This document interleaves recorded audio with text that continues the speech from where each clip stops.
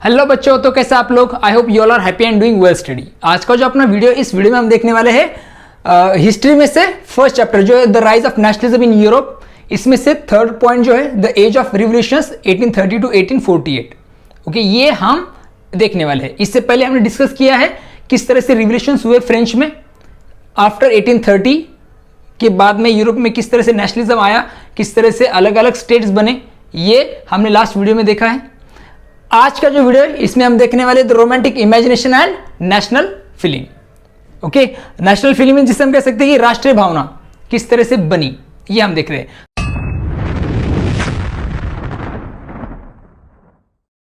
तो देखिए, सबसे पहले इस पॉइंट के सबसे पहले दिया है कि the development of nationalism did not come about only through Wars and territorial expansion. हम सब जानते हैं कि जो नेशनलिज्म की भावना थी या फिर नेशनलिज्म है, राष्ट्रवाद जिसे हम कहते हैं, राष्ट्रवाद का जो विकास हुआ है ये सिर्फ वॉर्स और टेरिटोरियल एक्सपेंशन की वजह से नहीं हुआ है। सिर्फ युद्ध करेंगे या फिर हम उसे कह सकते हैं कि टेरिटोरियल एक्सपेंशन, इसका मतलब ये अलग अलग तरह के क्षेत्र जो है उसे अटैच करते जाएंगे आपके देश से, इसकी वजह से सिर्फ राष्ट्रवाद का विकास नहीं हुआ था। इसके लिए अलग अलग चीजें भी रिस्पॉन्सिबल थी। जैसे हमने देखा फ्रेंच रिवॉल्यूशन में कि वहां पे क्या बनाए, तो वहां के जो लोग थे जो क्या कर रहे थे, तो मोनार्क को अपोज कर रहे थे, उन्होंने उसे एग्जीक्यूट करने के बाद क्या बनाया, तो अलग झंडा बनाया। उन्होंने एक यूनिफाइड वेइंग और मेजरमेंट सिस्टम बनाया। उसके बाद वहां के लोगों ने अलग अलग तरह की पोएट्रीज लिखी। जो लोग शहीद हुए थे for the this in that revolution, उस फ्रेंच रिवॉल्यूशन के दौरान उनको याद करने लगे, उनके पर अलग अलग तरह के क्या तो म्यूजिक या फिर सॉन्ग बनाए जाने लगे। तो ये सब चीजें जो थी, ओके, या उसके बाद उन लोगों ने क्या बनाया, तो एक एलेगरी बनाई, फीमेल एलेगरी बनाई फ्रेंच कंट्री की। ये सब जो चीजें थी, इस वजह से लोग जो है वो साथ में आने लगे थे और इस वजह से नेशनलिज्म जो था वो बन रहा था या फिर राष्ट्रवाद का वहां पे क्या हुआ था, प्रसार हुआ था, एक्सपेंशन हुआ था। सिर्फ वॉर और टेरिटोरियल एक्सपेंशन इंपॉर्टेंट नहीं होते, उसकी वजह से सिर्फ नेशनलिज्म की जो भावना है वो लोगों में आएगी, ऐसा नहीं होता है। ओके, इसके बाद हम देखेंगे culture played an important role in creating the idea of the nation. Idea of nation, राष्ट्र का जो विचार है उसके लिए संस्कृति, कल्चर जिसे हम कहते हैं, वो सबसे इंपॉर्टेंट रोल प्ले करती है। ओके, फिर संस्कृति में कौन आएगा, इस कल्चर में कौन आएगा, तो आर्ट्स एंड पोएट्री। उस देश की आर्ट क्या है, वहां के लोगों का क्या आर्ट है, वहां के लोगों की पोएट्री कैसी। डेफिनेटली अगर पोएट्री लिखी जाएगी, सपोज इंडिया है, इंडिया में जो पोएट्री लिखी जाएगी वो रिलेटेड रहेगी इंडिया के कल्चर से, इंडिया की संस्कृति वहां पर दी रहेगी। ओके, तो उन देशों में वो जो देश के पोएट वो पोएट्री लिखेंगे किसकी, तो उनके देश के कल्चर के बारे में। उसके साथ स्टोरीज एंड म्यूजिक, स्टोरीज, अलग अलग स्टोरीज हम सुनते हैं। जैसे इंडिया में आप देखेंगे कि सपोज हमारे कुछ अच्छे वॉरियर्स हो गए। सपोज आपने स्टोरी सुनी छत्रपति शिवाजी, आपने स्टोरी सुनी छत्रपति शिवाजी महाराज की, आपने स्टोरी सुनी पृथ्वीराज चौहान की, आपने स्टोरी सुनी छत्रपति संभाजी महाराज की। तो इस वजह से आप में एक प्राउड फीलिंग आप में आ जाती है और इस वजह से आप क्या होते, तो और ज्यादा अटैच होते थे एक दूसरे से, आप बहुत ज्यादा प्यार करने लगते हैं आपके देश के साथ। अगर आपने कोई एक पेट्रियोटिक सॉन्ग सुन लिया, म्यूजिक सुन लिया आपने किसी देश पर बना हुआ, जैसे कि केसरी मूवी में से वो सॉन्ग है, देखिए तेरी मिट्टी में मिल जावा बस इतनी सी है आरजू, या फिर ए मेरे वतन के लोगों जरा आंख में भर लो पानी, जो शहीद हुए हैं उनकी जरा याद करो कुर्बानी। ये आपने सॉन्ग सुना तो आप में भी एक पेट्रियोटिक की फीलिंग आ जाती है, आप में भी एक नेशनलिस्ट सेंटीमेंट जग जाता है। तो ये हमारा कल्चर है, इस कल्चर की वजह से हम में एक पेट्रियोटिज्म की भावना या फिर हम में पेट्रियोटिज्म इस राष्ट्रभक्ति, ओके, नेशनलिज्म की भावना आ जाती है, हम बहुत जुड़ जाते हैं हमारे देश के साथ। और भी तो सेम थिंग यूरोप में भी हुई। वहां की जो आर्ट है, वहां का जो पोएट्री है, वहां की जो स्टोरीज है, वहां की जो किस म्यूजिक है, ये सब हेल्प कर रहे थे किसके लिए, तो फॉर द नेशनलिज्म, राष्ट्रवाद को जनरेट करने के लिए या फिर एक नेशनल फीलिंग को बढ़ाने के लिए, फिर राष्ट्रीय भावना को बनाए रखने के लिए। Okay, help express and shape nationalist feeling. अभी मैंने आपको बताया कि इन सबकी वजह से क्या हो रही थी, किससे मदद हो रही थी, for the express and shape nationalist feeling, nationalist feeling को शेप देने के लिए। ओके, और इसके बाद जो था एक रोमांटिसिज्म एक तरह की आइडियोलॉजी है। ओके, जिस तरह से नेशनलिज्म एक आइडियोलॉजी है, उसी तरह से एक रोमांटिसिज्म भी एक आइडियोलॉजी है। रोमांटिसिज्म आप वो रोमांस वगैरह कंसिडर मत करो।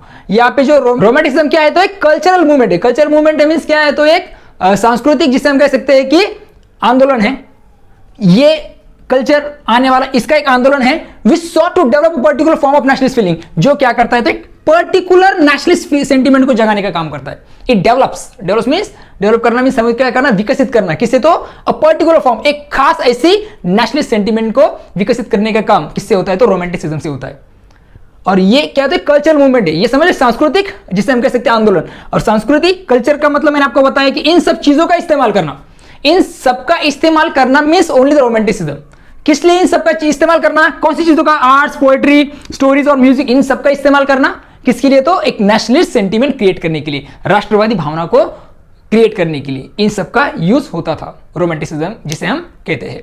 ओके, देखिए रोमांटिक आर्टिस्ट जो थे, okay, romantic artist and poets generally criticize the glorification of reason and science.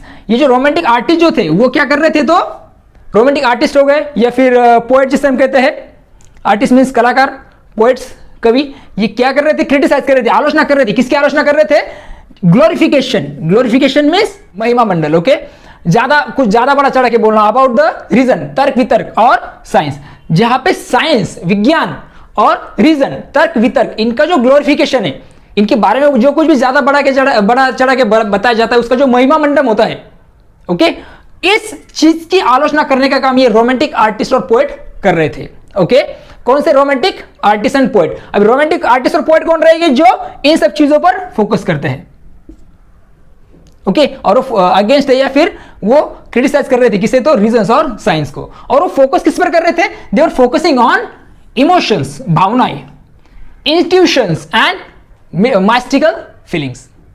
Institution means अंतर्ज्ञान से हम कह सकते हैं, अंतर्दृष्टि, ओके, और माइस्टिकल फीलिंग मींस रहस्यवाद, इन पर फोकस करना। ओके, स्पेशली इमोशंस पर फोकस करने का काम ये रोमांटिक आर्टिस्ट कर रहे थे। लोगों को इमोशनल किया जाएगा, इमोशनल होने का, अगर आपको मैंने आपको पहले ही बताया, अगर आपको कहीं भी एक ऐसा म्यूजिक सुनाई देता है जो देशभक्ति पर है तो आप में भी एक फीलिंग आ जाती है, एक भावना आ जाती है, देश के प्रति कुछ करने के लिए आप में एक जज्बा क्रिएट हो जाता है। तो इसी वजह से ये रोमांटिक आर्टिस्ट क्या कर रहे थे, इमोशंस क्रिएट कर रहे थे by using all this things. Arts को यूज करके आर्टिस्ट आर्ट्स बनाएंगे, अलग अलग पेंटिंग्स बनाएंगे। आपकी बुक में दी देखो पेंटिंग्स, ओके, उस पेंटिंग के साथ लोग जुड़ते जाएंगे। ओके, लास्ट वीडियो में हमने देखा कि लॉर्ड बायरन ने किस तरह से अलग अलग पोएट्रीज लिखी, किस लिए तो ग्रीस को अलग करने के लिए, किससे, ऑटोमन एम्पायर से। तो ये पोएट हो गए, ये इसका एडवांटेज ले रहे थे, इमोशंस लोगों के बीच में क्रिएट करने का काम ये लोग कर रहे थे। Okay, there effort was to create a sense of shared collective heritage, a common cultural past as the basis of a nation. राष्ट्र का आधार बनाने के लिए वो क्या राष्ट्र का आधार बनाने के लिए वो क्या करना चाहते थे तो दे ट्राई और देयर एफर्ट्स, वो प्रयास कर रहे थे किस लिए, to create a sense of shared collective heritage, एक शेयर्ड कलेक्टिव हेरिटेज जिसे हम कह सकते हैं कि एक साझा सामूहिक विरासत की अनुभूति देना, अ कॉमन कल्चरल पास्ट और एक साझा सांस्कृतिक अतीत, इन दोनों की सहायता लेकर क्या किया जाएगा तो इन दोनों को मिलाकर क्या किया जाएगा तो राष्ट्र का आधार बनाया जाएगा। इसका मतलब राष्ट्र निर्मिति के लिए इन सब का यूज किया जाएगा। इसके लिए ये जो रोमांटिक आर्टिस्ट और पोएट थे वो क्या कर रहे थे तो प्रयास कर रहे थे, वो एफर्ट्स ले रहे थे। इसके बाद हम देख रहे हैं कि एक जर्मन जो फिलोसोफर था जोहन गॉटफ्रीड हर्डर, 1744 से लेकर 1803 तक उसका ये ड्यूरेशन, इसका मतलब 1744 को उसका बर्थ हुआ और डाई हुआ वो 1803 को। उसने क्या कहा था, ही क्लेम, उसने कहा कि जो ट्रू जर्मन कल्चर है, जो सच्ची जर्मन संस्कृति है वो आपको कहां देखने मिलेगी, you can discover it among the common people, जो आम लोग हैं जर्मनी के, उनके बीच में आप क्या कर सकते तो सच्ची जो जर्मन कल्चर है, सच्ची जो जर्मन संस्कृति है उसे आप क्या कर सकते तो फाइंड आउट कर सकते हैं। ये किसने कहा था तो जर्मन फिलोसोफर, ये भी एक तरह का रोमांटिस्ट था। ओके, रूमानीवादी से हम कह सकते हैं ये था। तो इसने ये क्लेम किया कि आपको सच्चा जो जर्मन कल्चर दिखेगा, जर्मन कल्चर दिखेगा वो कहाँ दिखाएगा तो आम लोगों के बीच में, कॉमन लोगों के बीच में दिखाई देगा। अभी आम लोगों के लिए वर्ड है यहाँ पे दास बुक, ये जर्मन वर्ड है। ओके, उसके बाद उसने और बताया कि इट वॉज थ्रू, आप कहाँ देख सकते हैं ये तो फोक सॉन्ग, जो लोक गीत है, फोक पोएट्री, लोक काव्य एंड फोक डांसेस, और लोक डांस को हम कह सकते हैं कि लोक नृत्य, दैट द ट्रू स्पिरिट, ये जो तीनों चीजें कौन सी, folk songs, folk poetry and folk dances, they are the true spirit means ये सच्ची आत्मा है किसकी तो ऑफ द नेशन, राष्ट्र की सच्ची आत्मा किस में बसी है? तो फोक सॉन्ग्स, लोगों के बनाए हुए संगीत, लोगों के बनाए हुए गीत, लोगों की जो डांस है, इसमें राष्ट्र की सच्ची आत्मा है। ओके, और नेशन के लिए वर्ड है वोक साइट। ओके, तो ये सबसे इंपॉर्टेंट है राष्ट्र के लिए। इसमें राष्ट्र की आत्मा बसी होती है किसमें? तो फोक सॉन्ग्स में, उसके बाद फोक पोएट्री और फोक डांसेस में। ये क्लेम किया किसने? तो German philosopher Johann Gottfried Herder ने। और इसीलिए उसने सजेस्ट किया, इसलिए क्या करना पड़ेगा? तो ये जो फोक कल्चर है, लोक संस्कृति है, इसे क्या करना पड़ेगा? कलेक्ट करना पड़ेगा, एकत्रित करना पड़ेगा, सबको साथ में लाना पड़ेगा, सबकी रिकॉर्डिंग करनी पड़ेगी, उसका सबका संकलन करना पड़ेगा to the project of the nation building, राष्ट्र को बनाने के लिए इन सबका कलेक्शन और रिकॉर्डिंग होना जरूरी है। इस तरह से किसने बताया? तो German philosopher Johann Gottfried Herder ने बताया। इसके बाद हम देखेंगे कि the emphasise of vernacular language. Vernacular language mean स्थानिक भाषा पर जोर देना। And the collection of local folklore was not just to recover an ancient national spirit. किस पर? Vernacular language. वर्नाकुलर लैंग्वेज में स्थानिक बोलियां, वहां पे बोले जाने वाली जो अलग अलग भाषाएं, बोली तो सेम है मगर थोड़ी सी अलग अलग उनकी जो बोलियां है उन पर बल देना, स्ट्रेस देना, और कलेक्शन करना किसका? सब एकत्रित करना किसे? तो लोकल फोकलोर को, जो लोक साहित्य है उसे कलेक्ट करना। इसका मकसद ये नहीं था सिर्फ कि क्या किया जाएगा? तो रिकवर किया जाएगा एनिशियंट नेशनल फीलिंग को, नेशनल स्पिरिट को। सिर्फ इसका मतलब ये नहीं था कि जो प्राचीन हमारी नेशनल स्पिरिट है उसे सिर्फ पुनर्जीवित करना, ये इसका इंटेंशन नहीं था। तो इसका इंटेंशन क्या था? तो but also carry the modern nationalist message to large audiences who were mostly illiterate. बल्कि इसका उद्देश्य ये था कि जो मॉडर्न नेशनलिस्ट मैसेज है, आधुनिक जिससे हम कह सकते हैं कि राष्ट्रवादी जो संदेश है, उसे क्या करना? तो लोगों तक, ज्यादा से ज्यादा लोगों तक पहुंचाने के लिए इस वर्नाकुलर लैंग्वेज पर क्या करने लगा? क्या दिया जाने लगा? तो जोर दिया जाने लगा। साथ ही साथ लोकल फोकलोर पर क्या कर दिया जाने लगा? तो जोर दिया जाने लगा। ओके, और इसका उद्देश्य था कि ज्यादा से ज्यादा लोगों तक एक मॉडर्न नेशनलिस्ट मैसेज पहुंचे। और वहां की जो जनता थी वो क्या थी? तो ज्यादा तो इलिटरेट थी। इसके लिए आपको एग्जांपल देखना पड़ेगा किसका? तो पोलैंड का। पोलैंड जो था उससे end of the 18th century, 18वीं सदी के लास्ट में उसे क्या कर दिया गया? तो उसका पार्टीशन कर दिया गया था बाय द ग्रेट पावर्स। किन्होंने किया इसका पार्टीशन? तो ग्रेट पावर्स जैसे कि रशिया, प्रशिया और ऑस्ट्रिया, उन्होंने क्या किया? पोलैंड का पूरी तरह से पार्टीशन कर दिया। इन्होंने ऐसा पार्टीशन किया कि कोई पोलैंड नाम का जो कोई इंडिपेंडेंट टेरिटरी, कोई भी इंडिपेंडेंट टेरिटरी नहीं थी। एग्जांपल देखेंगे, सपोज ये पोलैंड है, तो इन्होंने इस तीन सेगमेंट में इसे डिवाइड कर लिया। कोई भी अभी पोलैंड नाम का जो था क्या नहीं था? तो कोई भी क्षेत्र नहीं था, कोई भी टेरिटरी उन्होंने नहीं रखी थी। मगर वहां पे रहने वाले जो लोग थे, पोलैंड के रहने वाले लोग, उन्होंने नेशनलिस्ट फीलिंग को जिंदा रखा, राष्ट्रीय भावना को उन्होंने जिंदा रखा। किस तरह से? Through music and language. किसकी वजह से? तो लैंग्वेज और म्यूजिक की वजह से उन्होंने सिर्फ नेशनलिस्ट फीलिंग को क्या रखा? तो नेशनल फीलिंग को उन्होंने जिंदा रखा। तो इस वजह से उन दिनों में क्या करने लगे थे? वर्नाकुलर लैंग्वेज और फोकलोर पर क्या दिया जाने लगा था? तो जोर दिया जाने लगा था। समझ रहे हैं? किसके लिए? तो नेशनल फीलिंग को जिंदा रखने के लिए। और ये आप देखेंगे कहां पे हुआ था? ये पोलैंड में हुआ था। ओके, उसमें से एक एग्जांपल पे देखेंगे हम कैरोल कुरपिंस्की, जिन्होंने क्या किया? तो नेशनल स्ट्रगल को, राष्ट्रीय संघर्ष को क्या रखा? तो उन्होंने जिंदा रखा। किस तरह से? विथ हिज ओपेराज एंड म्यूजिक और ओपेराज के साथ उन्होंने नेशनल स्ट्रगल को चालू रखा। ओके, राष्ट्रीय संघर्ष को उन्होंने जारी रखा।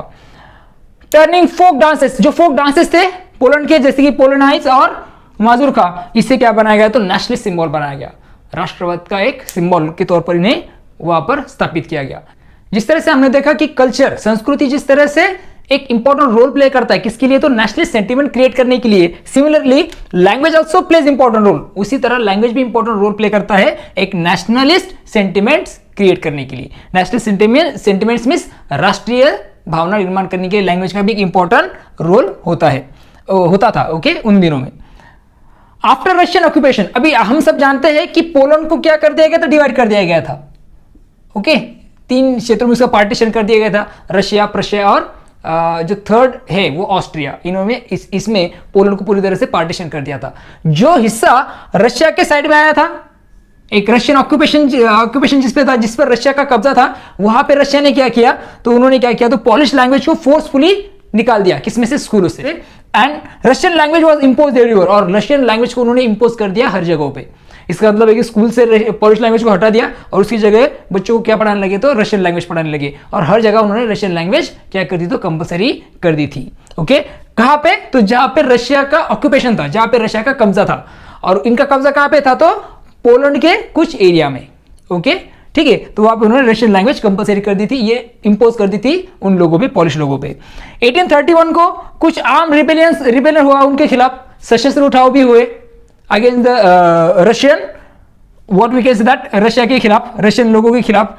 मगर बाद में इस रशियन रूल जो था उसके खिलाफ ये सशस्त्र रिबेलियन हुआ, आंदोलन हुआ, ये हम उसे विद्रोह कह सकते हैं। तो इसे बाद में कुचला भी गया by the Russian arm आर्मीज। Following this, इसके बाद मेनी मेंबर्स ऑफ द क्लर्जीज, जो बहुत सारे मेंबर्स है, क्लर्जीज है कहा कि पोलैंड के, उन्होंने क्या किया, तो लैंग्वेज को यूज किया एज अ वेपन, एक हथियार के तौर पर ऑफ द नेशनल रेजिस्टेंस, राष्ट्रीय विरोध दर्शाने के लिए। ओके, राष्ट्रीय विरोध दर्शाने के लिए उन्होंने लैंग्वेज का यूज किया एज अ वेपन। तो उन्होंने लैंग्वेज का वेपन के तौर पर कैसे यूज किया, अभी लैंग्वेज कुछ ऐसा आप उससे किसी किल नहीं कर सकते, मगर वो भी एक शस्त्र है, वेपन है, उसे आप यूज कर सकते हैं किसी का विरोध दर्शाने के लिए। ओके, कल्चर के जैसे ये वो जो सेंटिमेंट्स क्रिएट करता है, नेशनल सेंटिमेंट, वो है लैंग्वेज। आपकी भाषा में बोलने वाला अगर आपको कहीं दूसरी जगह मिल जाता है, सपोज आप अमेरिका में गए और आपको वहां पे एक हिंदी भाषी आदमी मिल गया, तो आपको अच्छा लगता है, एक सेंटिमेंट क्रिएट होता है एक दूसरे के प्रति। ओके, तो उन्होंने, पॉलिश लोगों ने भी यही किया, पोलैंड के लोगों ने भी यही किया कि लैंग्वेज को एक वेपन के तौर पर यूज किया।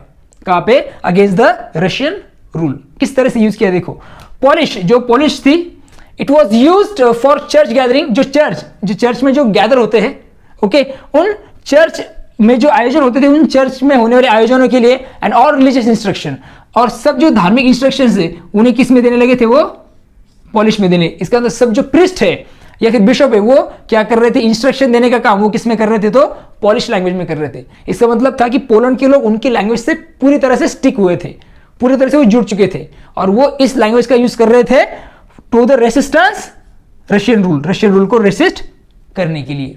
ओके, इसके बाद एज अ रिजल्ट इसका रिजल्ट क्या हुआ, लोग पॉलिश यूज करने लगे चर्च में भी।